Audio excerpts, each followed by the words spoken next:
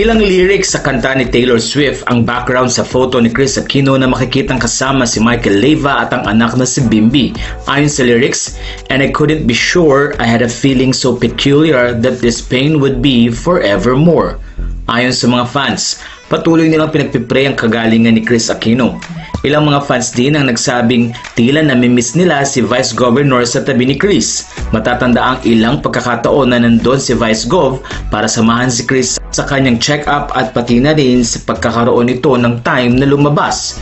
Kaya tanong ng ilang netizens, siguro daw ay namimiss na talaga ni Chris si Vice Gov at pati si Vice Gov ay namimiss na rin si Chris. July 2023, nang bumalik ng Pinas si Mark Leviste at halos isang buwan na nga itong hindi nagkikita. Sa latest post ni Mark Leviste ay sinabi nitong lagi niyang nasa puso si Chris Aquino kahit saan man siya pumunta.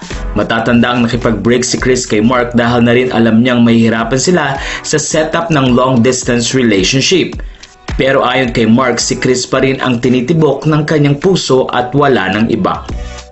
Aminado din naman si Chris na wala siyang dapat ipagselos dahil alam niya ang trabaho ni Mark at kilala niya ito. Hindi biro ang 12 years na panunuyo o panliligaw ni Mark kay Chris. At nang magkaroon nga ito ng pagkakataon ay talaga namang pinatunayan ni Mark kung gaano niya ka-love at kaimportante sa kanya ang isang Chris Aquino. Ilang mga videos at pahayag din ang sinabi ni Mark na magbibigay siya ng update sa love life nila ni Chris. Sa ngayon ay nasa getting to know stage na sila. Pero mismong sa bibig ni Chris ang galing ang pag-amin na si Mark lamang ang nagpakita sa kanya ng ganoong klaseng pagmamahal, pagtrato at pag-aalaga. Sa kabila ng halos wala ng Aquino sa politics, ay hindi ito hadlang para mahalin ni Mark si Chris. Hindi din pwedeng sabihin na para sa political career kaya ginagawa ito ni Mark. Matatanda ang kilalang kilala na rin ang mga Leviste sa business at politika.